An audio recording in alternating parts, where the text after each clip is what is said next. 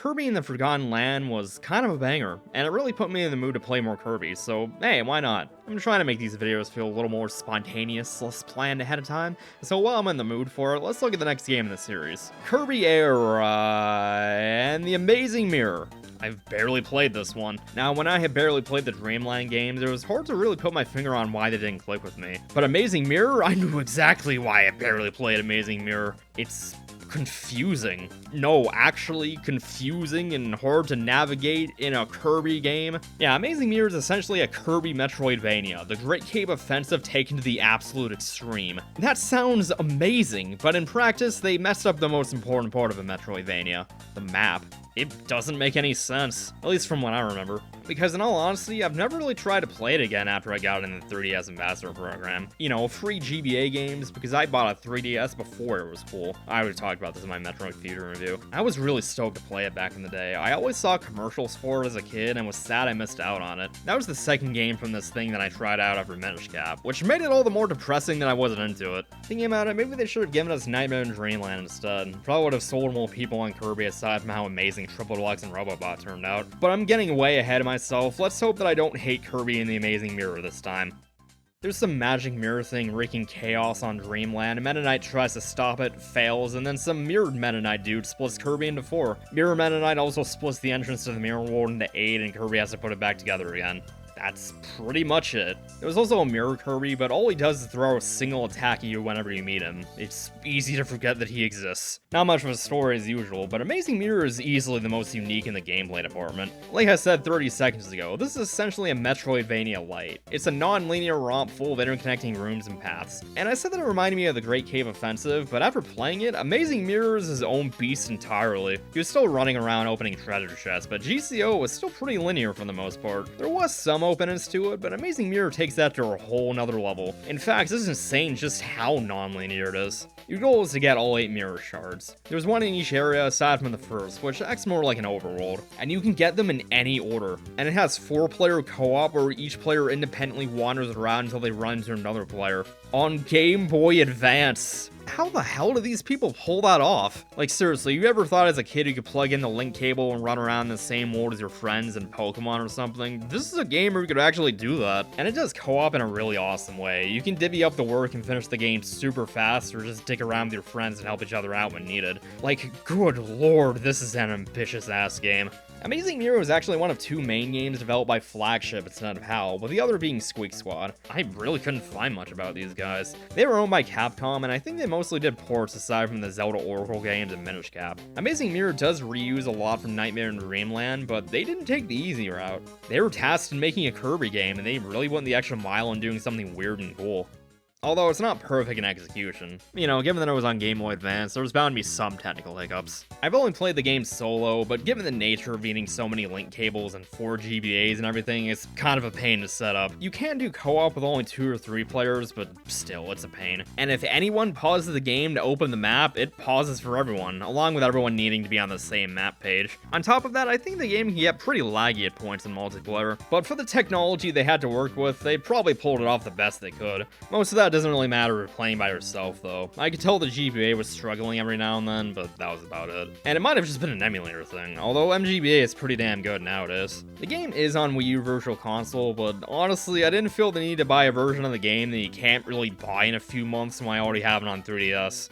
Back on point though, the game really isn't as confusing as I thought it was. Why did I think this was confusing? Because I was 13, that's why. This was right before I got into Metroid, so I wasn't used to a structure like this and dropped it pretty quick. Granted, this map isn't the most straightforward thing around. This isn't like Metroid where it's all big areas connected by doors or elevators. It's more like separated linear rooms that you go through in a non-linear order. That sounds confusing, but if you've played it, you probably know what I mean. While the map is pretty Metroidvania-y, it's not a full-on one because you don't really get new abilities. You'll get maps and a health upgrade on occasion, but that's it. You don't have to unlock flight or anything. But ultimately, each area goes like this. You end up there through one way or another, you wander around until you can find the map, and from there, you make a beeline toward the boss, usually finding some warp points back to the main hub along the way. Easier said than done at first, but once you learn how to use the map, it actually conveys information in subtle ways. Straight lines are 2-way doors, arrowed lines are 1-way, but they're usually only before a boss. Big rooms are bosses, warp points that contain a big chests, and the stores above doors glow when you haven't entered them before. And just to keep your sanity, each room blinks on the map screen if you found every chest in it. So yeah, it sounds like a lot, and it's a bit more complicated than usual for Kirby, but everything clicks once you get used to it. And if you get too lost, you can just hold L to warp back to the hub. Or we'll also let you call over your friends to your location for help, but I honestly forgot about it. You only need to use it like once or twice, and even then it's just to get an optional chest. Batteries will recharge your phone, but again, I didn't use it much. Not even for the final boss. Otherwise, the other Kirby's just wander around doing whatever, taking turns on the same brain cell that runs Netflix. Their goals are beyond our understanding. Aside from the unusual structure, there isn't much new to the game. It's already pretty familiar if you've played Nightmare in Dreamland, and the level design in general isn't anything to write home about. Nothing in particular really sticks out to me or anything. This giant cannon maze was pretty neat, but that's about it. Still, I get why the level design is like this. When the game's so non-linear, you have to take a step back and make the level design more straightforward and flexible to accommodate that. The area themes are pretty basic too. Plains, a mountain, a castle, you know, pretty standard stuff. The ruins was the only annoying one, mainly because it took me an embarrassingly long time to figure out they have to kill this fake door to reveal an actual door in order to progress. It's kinda dumb, but I don't know how it took me so long to figure it out. The puzzles are pretty alright too. There's an occasionally neat one to get a chest, but that's about it. Aside from the big chests, they don't usually give anything other than food items or batteries, but sometimes you'll get music tracks to listen to, which is fine, I guess. But the cooler collectible is spray paints. Yeah, you can change Kirby's color in this game. That's really cool. But what's bizarre about it is that it doesn't save when you change it, and it can only be changed in the main menu. So you'll probably change it, forget about it, turn the game off, and then realize 10 minutes into the next session that you're not the same color you were last time. And it also doesn't affect the color of the other Kirbys. Like, I swapped to red at one point because it's objectively the best color, so now there's just 2 red Kirbys running around. It's not a big deal, but it's weird. Changing color is a cool feature, though. I have no idea why they never brought it back aside from Squeak Squad. Kirby's color doesn't change when he has certain abilities after this, which always felt weird to me. Either change the color occasionally or let us change it. It was a great touch in Superstar, and it's probably a lot easier to recolor a few textures in a 3D model than it is to recolor a bunch of sprites. Speaking of Superstar, some combo abilities have multiple attacks again, but only a few, mainly Sword, Hammer, Fighter, and Smash from what I can remember. I get that this was built from a game without multiple attacks, but I feel like they could have done a little more with it, mainly with Fire and Burning, which are separate abilities again. That's just dumb. At least you can jump with a wheel. There are a few new abilities, but they're pretty bad. Missile turns you into a missile, which is not as cool as it sounds. It's actually pretty hard to use. There's Cupid, which is useless. It shoots arrows that don't do much damage, and you can fly without having to hold the jump button. Neat, I guess. And then there's Magic, also useless. It's one use only with a random effect that's only given by a single mini-boss. Fun. Mini is at least an interesting idea. It makes Kirby smaller to fit in tight passageways. But in practice, that's all it is. You use it to get a few chests and you can't take it out of the room you got it in. You can't even attack while using it. Mini is a puzzle solution and nothing else. But the crappy abilities are completely made up for by... That wasn't even a joke. This is literally just Kirby's Smash moveset. It is 4 abilities in one, and it does a ton of damage since it gets access to hammer and stone attacks. Your Nair has some great range too, and the only way to get this is from a single mini-boss. Master Hand.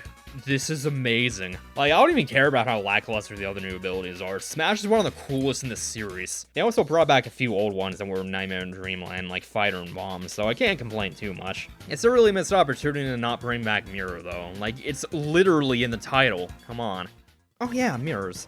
Once you actually get all the mirror shards, you repair the big fancy mirror in the hub, and it's final boss time. The Meta Knight you fought before is actually the creatively named Dark Meta Knight, and you kick his ass. But what's really annoying about this fight is that if you die, you respawn at the beginning of the fight with no ability. So you're kind of screwed. I really don't know why you don't respawn in the hub. That would have made things a lot less annoying. And because you unlock the ability room when you find every warp point, you could just go back and get whatever you want. It would have been really convenient. But nah. The fight isn't really too noteworthy otherwise, it just has this bizarre oversight. After kicking Dark Meta Knight's ass, I think it was just an illusion for the real enemy, Dark Mind. But to fight him, the actual Meta Knight lends Kirby his sword. The Master? What? Isn't it called the Galaxia?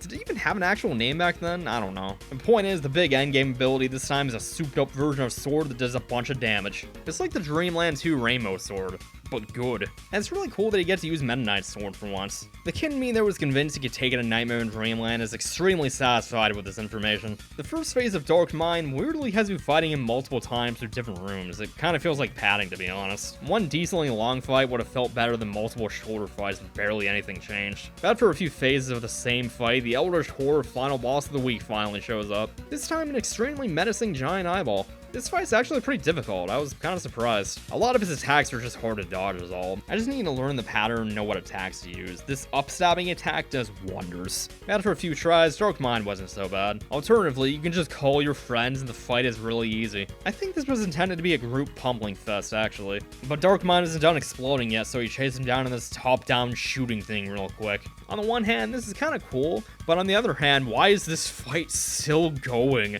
It's pretty easy, but like, come on, just die already. And for some reason, the credits are just you wailing on him some more. I actually feel bad for this dude. At least let him die with dignity. Dark Mine is an oddly overkill final boss. This dude's almost got enough phases to make Nyx shudder. The ending is pretty standard though. The Mirror Ward is a piece, but don't worry about everything breaking again. Mirror Kirby can protect it. Yeah, did you forget about him? I guess he's on your side, but the only useful thing he does is chuck the Galaxia back at you if you die to Dark Mine. This bitch doesn't even help you fight it. Good for him for stepping up and being useful, but I'm actually kind of worried about this place now, not gonna lie.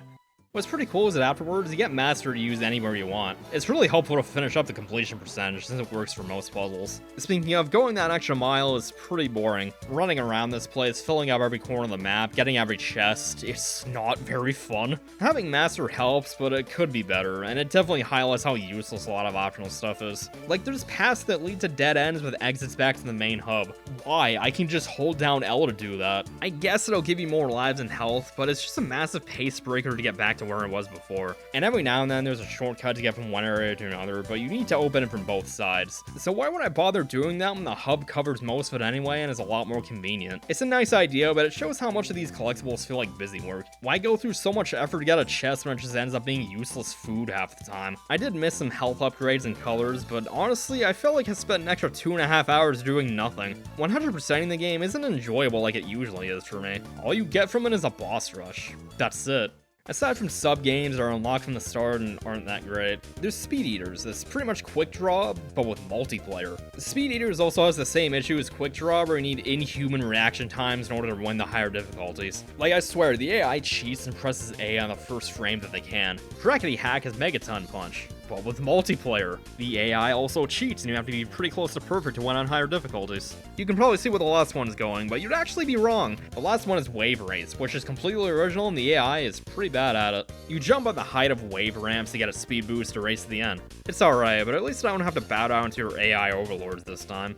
Like I said before, there's also a boss rush if you go out of your way to get 100%. And it really highlights how underwhelming most bosses are in this game. You'll load up Hammer or most of them die without much resistance. There are a few cool ones though. I really like Mega Titan. Instead of damaging him, you have to throw him into the electric wall. You can easily combo this dude into oblivion or have no ability and have a miserable time. There's not much in between. The second phase with the Mini Titan felt like a little too much though, even if it doesn't have much health. Gobbler being fought underwater is pretty cool, they don't do that often. But damaging him is really awkward most of the time because he's underwater and you have to deal with swimming, which is probably why they don't do this very often. And you know how we had Master Hand as a mini boss? Well, what if you made Master Hand and Crazy Hand a full-on boss? Just to be even cooler. Use the smash ability for the full authentic experience. You know, now that I'm thinking about mini bosses, some of them are oddly hard. Like, I have no idea why the fighter dog has so much reach for his grab thing. It's a pain in the ass. The throw elephant dude has the same thing going for it. And you know, why is throw even in this game? It's just something Kirby can do without an ability. In fact, I already complained about this.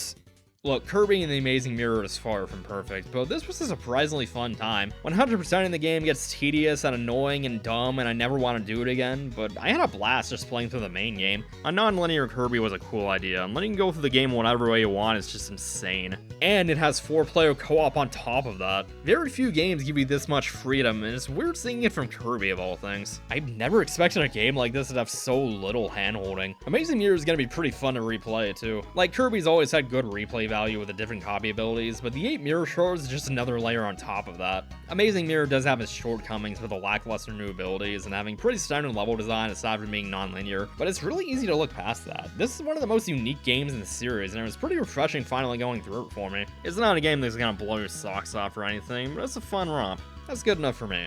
Hopefully more people check this one out, because with the lack of in-depth reviews of it or anything go by, barely anyone talks about Amazing Mirror. Seriously, I can only find like 2 other reviews that are over 8 minutes. This game isn't even obscure, it's Kirby. Take care everyone, and I'll see you all next mission.